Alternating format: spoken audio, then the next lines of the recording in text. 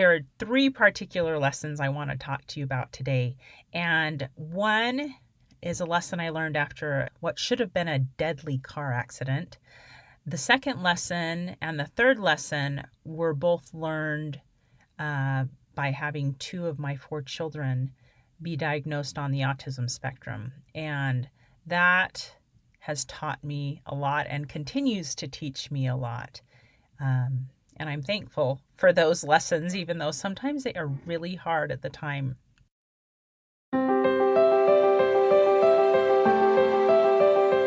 Welcome to Stories of Hope in Hard Times, the show that explores how people endure and even thrive in difficult times, all with God's help. I'm your host, Tamara K. Anderson. Join me on a journey to find inspiring stories of hope and wisdom learned in life's hardest moments. I am your host, Tamara K. Anderson, and I thought I'd start by introducing myself a little bit here in episode 000. My reason for doing this podcast is that I have always loved learning from stories. I am an avid reader. It gets me excited when I can dive into a book, and part of it is my escape from the craziness of my life, but also there are so many learning lessons that I find in stories. And so when I thought about making this podcast, I wanted it to be something where people could learn from other people's stories, because I have a sister, for example, that struggles with Lyme disease. And I remember at one point we were comparing notes as to what we had learned by me having children with autism and her having Lyme disease. And oh my goodness, if the lessons we weren't learning were so similar. And so I think it's interesting that God uses different trials in our lives and in the lives of those around us to teach us very similar lessons. And so my hope is that by listening to these stories of hope, of people that have gone through extreme situations and hit life detours that have completely derailed them, that by listening to the lessons that they have learned, that it might help someone else that is struggling. And so that is my goal, is to inspire hope in you and in your family members and in your friends. And so if you know somebody that is struggling right now and that could benefit from this podcast, I invite you to share it with them. So the podcast is going to happen every 2 weeks. It will be released Wednesday morning, twice a month. And the episodes will be anywhere from 35 minutes to about an hour. And you don't have to listen to the entire thing all at once. You can be driving to work and listen to part of it then, and listen to some of it on the way home, or when you're folding your laundry or making dinner or whatever. And that's the beauty of podcasts, is that you can listen and find creative solutions wherever you are. And you can listen to them on your computer at home, or you can listen to them on your iPod or iPhone or Android device, and they are just super flexible. So that is how frequently the podcasts are going to be, and we are going to interview people from many different walks of life that have experienced very different challenges.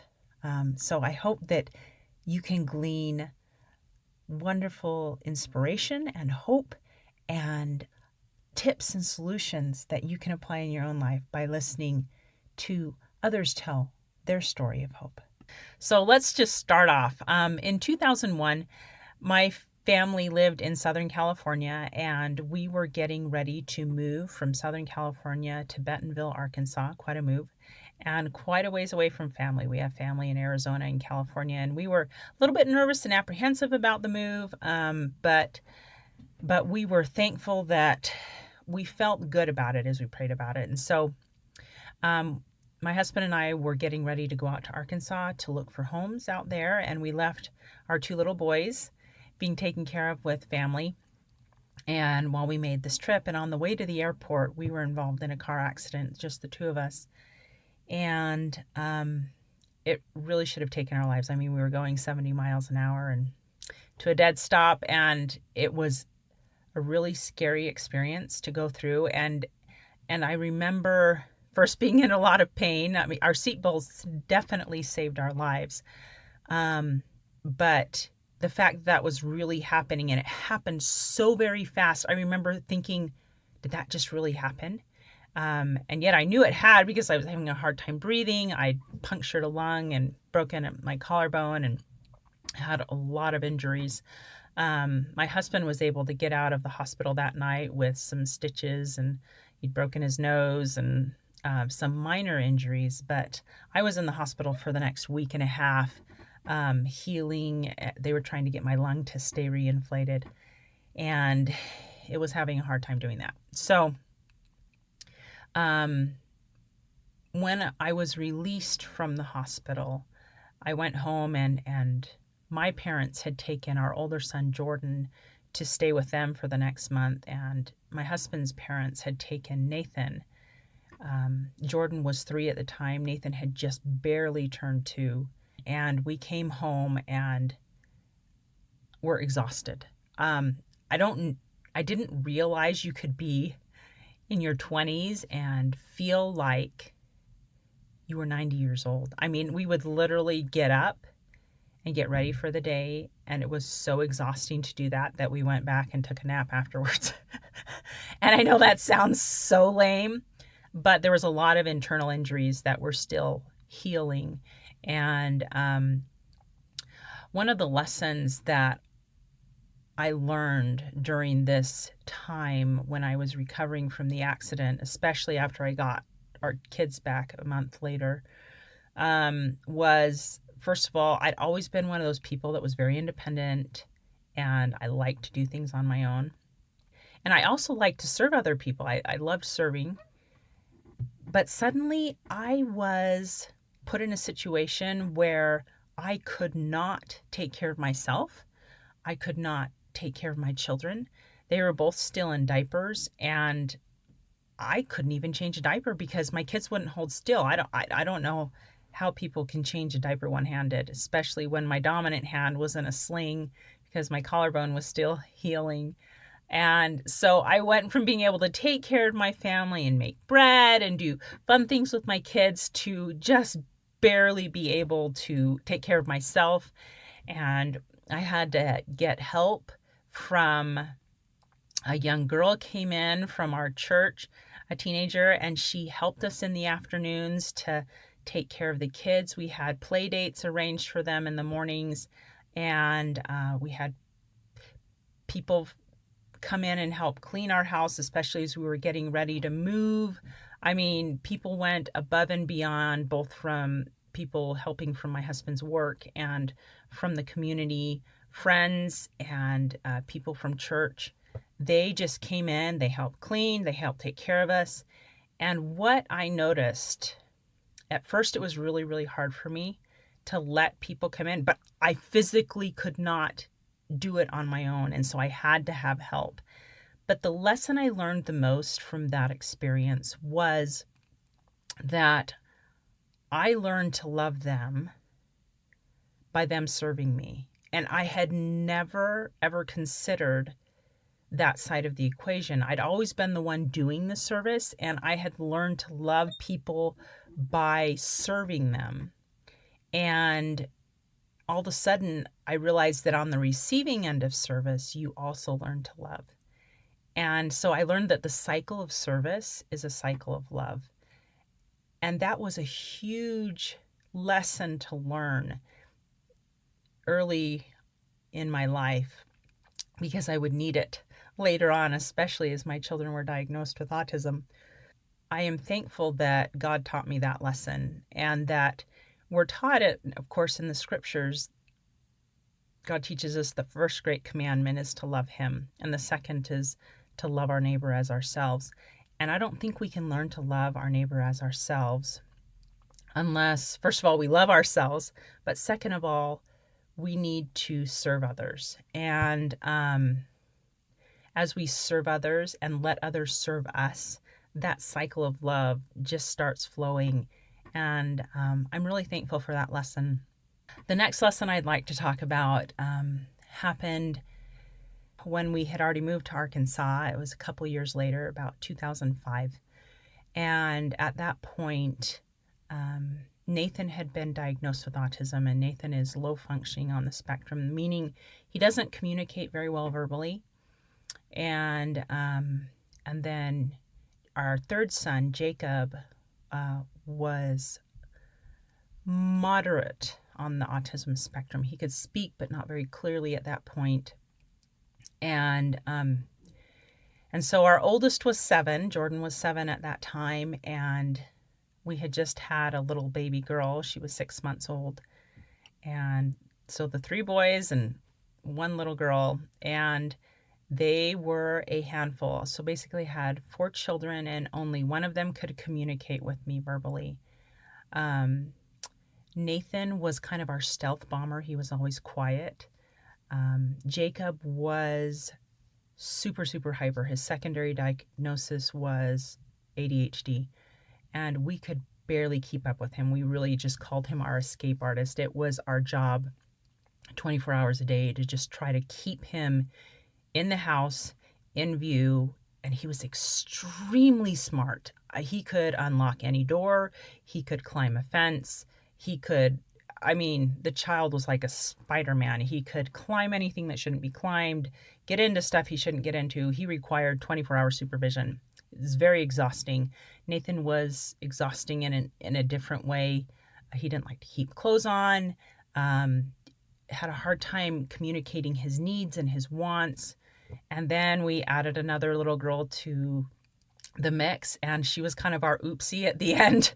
We had our hands full with the 3 boys, and when I found out I was pregnant, I was like, oh no, I don't know if I can handle another child. But she was very sweet and very good. Anyway, I was living kind of in a state of constant anxiety over taking care of the needs of my children at that point. And I had even had to hire a teenage girl from church to help me in the summers because I physically could not keep up and keep track of all of my children.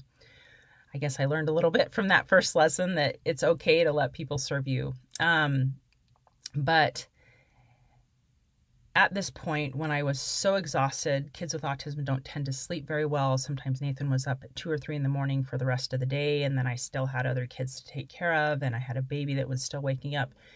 I was physically exhausted most of the time, just running on adrenaline, burning myself out. And I remember we had just come through the winter of 2004, 2005, and it was one of our first spring days. And it was a beautiful day. The sun had been shining. It was finally warm enough that you could actually go out and walk. In fact, I looked outside and I saw couples and families from our neighborhood just walking down the street, enjoying that first spring day. And I remember thinking, I want to do that with my family. And so I told my husband when he got home from work, I said, let's go for a walk tonight. And we did. We finished eating, and it took us about 30 minutes to get everybody dressed and shoes on. And as we were getting another kid dressed, shoes came off and getting shoes back on, putting Jacob in one half of the double stroller so he wouldn't go out or run away or do anything, and putting the baby in the other half. And we were finally out the door, and I was like, yes, we're going to get in a family walk. It's going to be fantastic. And about halfway down the street, Nathan throws this big tantrum, and he's 6 at this time. He's 6 years old, still not potty trained or anything like that. And he just did not want to go on that walk. He was not going to go, did the drop leg thing, that kids do. And you're trying to push a stroller and carry kids. And finally, my husband just looked at me after Nathan screaming for a couple minutes and just said, I'm taking him home. Because it was not enjoyable. So he took him home, and I finished the lap around the block with the other 3. And as I came back to the house and the sun was setting, I remember feeling like my mood was setting as well.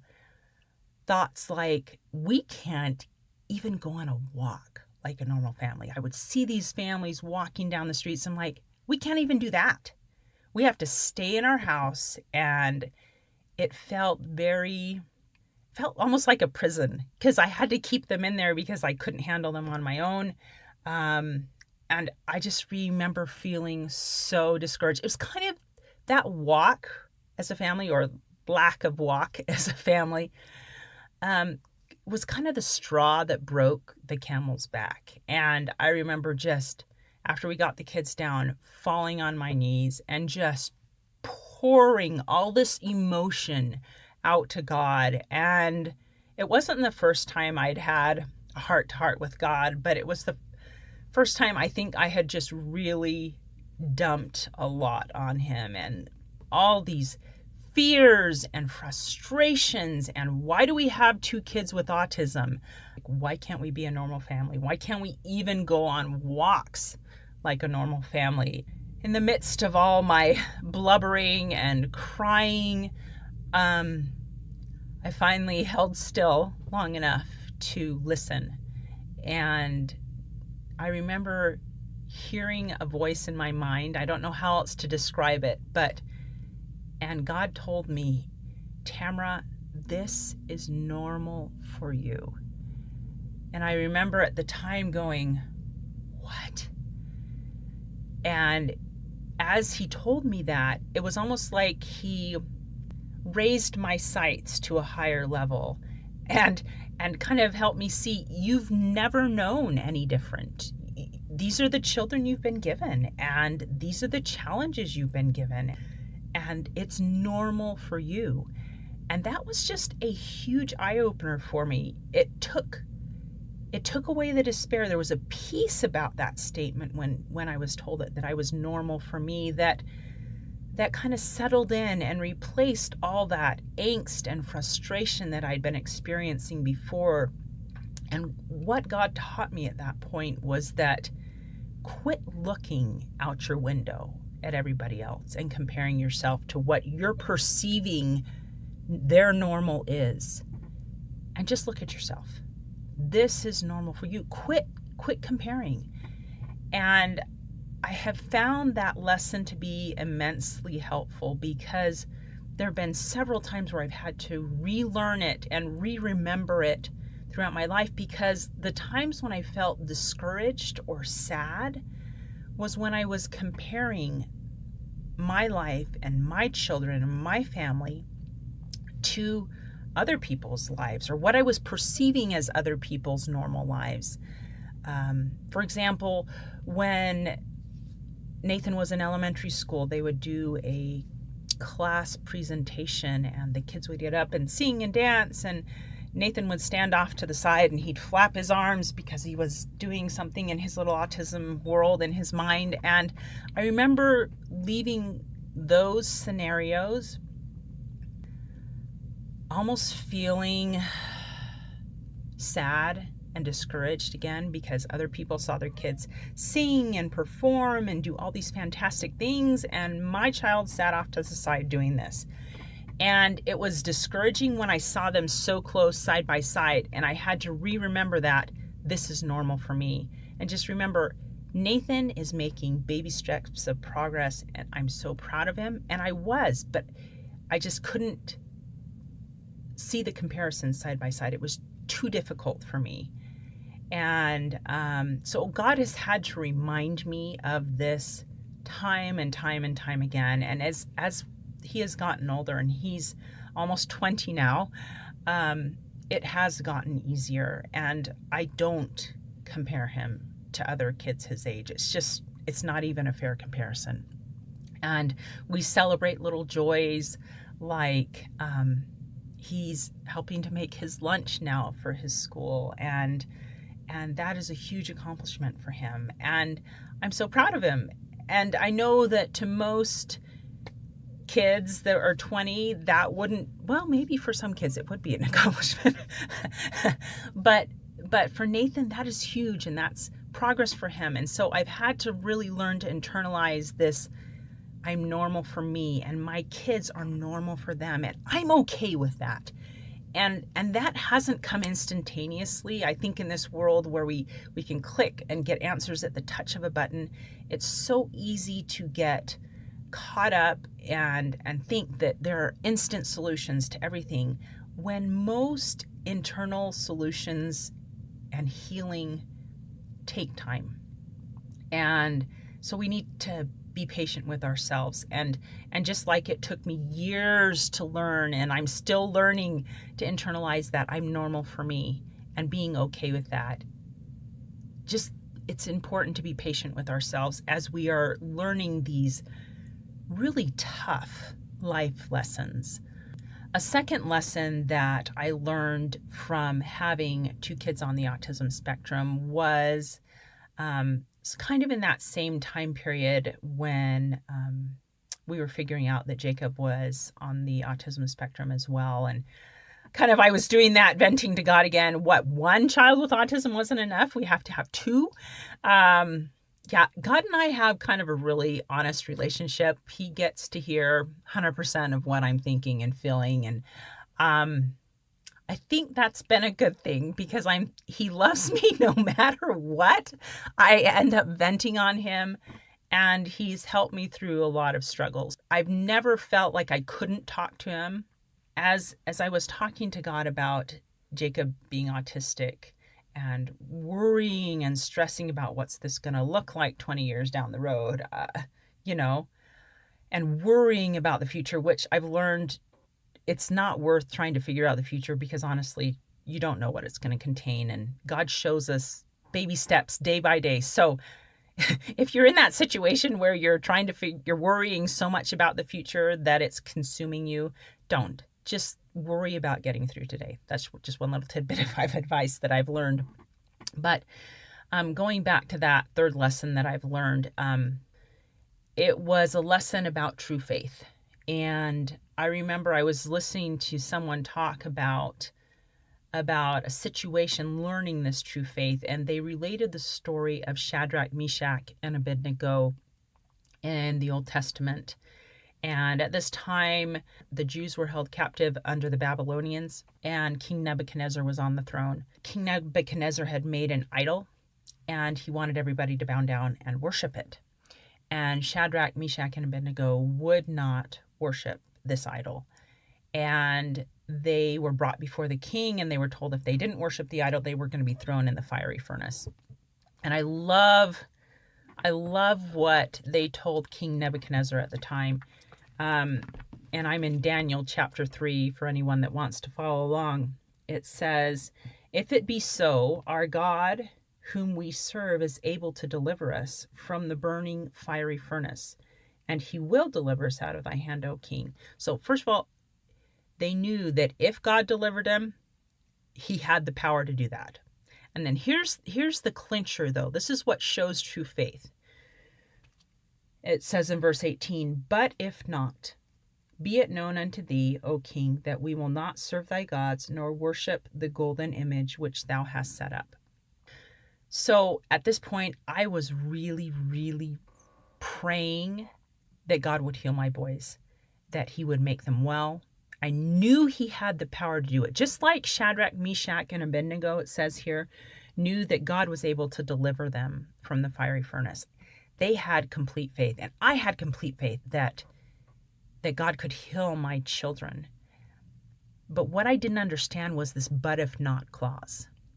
They knew God could save them from that fiery furnace, but they also said, "But if not, but if he doesn't, we'll still believe and we won't worship your idols."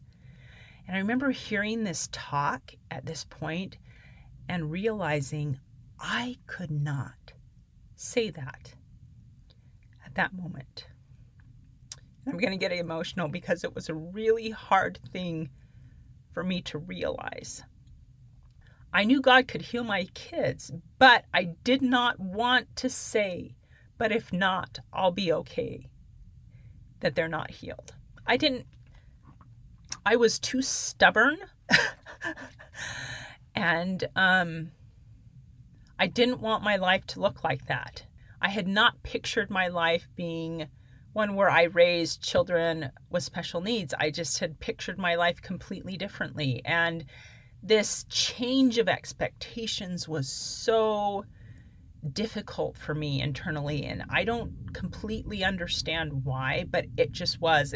I felt like my old dreams in life had been shattered when my kids were diagnosed, and I had to kind of build a new life and dream. And I didn't want that new life and dream. I wanted to go back to that old life where it was beautiful and picture perfect. And of course, life's not like that.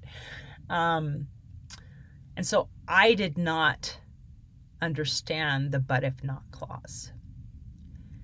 And I remember after I listened to that talk, I remember thinking, I have got a lot of work that I need to do in here so that I can finally say, God, thy will be done. Because at that point, I was not okay with my kids having autism. I didn't want them to. And I needed to learn better, truer faith that God knew what he was doing and that he would help me through every step of the way.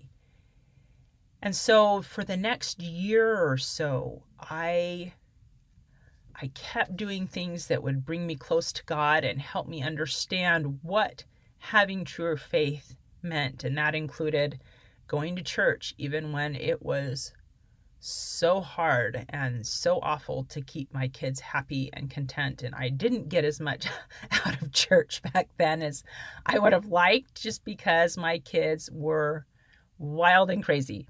I distinctly remember coming to the end of one meeting and the kids had just been awful. And we had toys scattered everywhere. And my husband took my kids to their little classes. And I was left cleaning up the mess that we had created over the past hour. And I hadn't gotten anything out of church. And I remember somebody came up and said, "Hey, Sister Anderson, how are you?" And I just remember breaking down and crying because it was so hard to come every week. But I'd also started learning a little bit about autism, and I'd learned that they are very dependent on schedules. And if you can keep them on a schedule and make a schedule that flows, that they seem to be happier in that kind of environment where they can predict what's going to happen next. And so I wanted my kids to know that we went to church on Sunday no matter what. I don't care how big of a tantrum you throw, we are going to church. And so we made it a priority. I kept praying, I kept reading my scriptures, because for many of these years, I felt so empty inside. I felt like I was giving, physically, emotionally, day in, day out. And I needed some inner nourishment. And so I kept finding ways to get that nourishment and connect myself to God, whether it was by praying, whether it was by reading the scriptures, whether it was by going to church, even when I didn't feel like going or when it was so difficult to go. And by continuing to try to serve others, even though I was also the beneficiary of a lot of service at that point. And just by doing that and keeping moving forward, God was able to slowly mold and change my heart. And I vividly remember about a year after I'd heard this talk about Shadrach, Meshach, and Abednego, going outside. And I have a little bit of a green thumb, and I love growing things in my garden and stuff like that. And I remember going out and seeing all the new plants come up and kind of nurturing them along. And when I was out there, I remember feeling peace. And all of a sudden I realized, it was almost like a sudden realization, I'm feeling peace. I'm feeling better. That angst that I have felt for years and years about my kids having autism was changed. And I seemed more okay with it. And it was a process. It wasn't something that I immediately came to. It was something that I grew towards. And I think God changed my heart because I asked him to help me with it. because I knew I wasn't there yet. And I think my prayers were something like, help me to someday be able to say, I know that you have all power and can heal my kids, but if you choose not to, I'll be okay with it.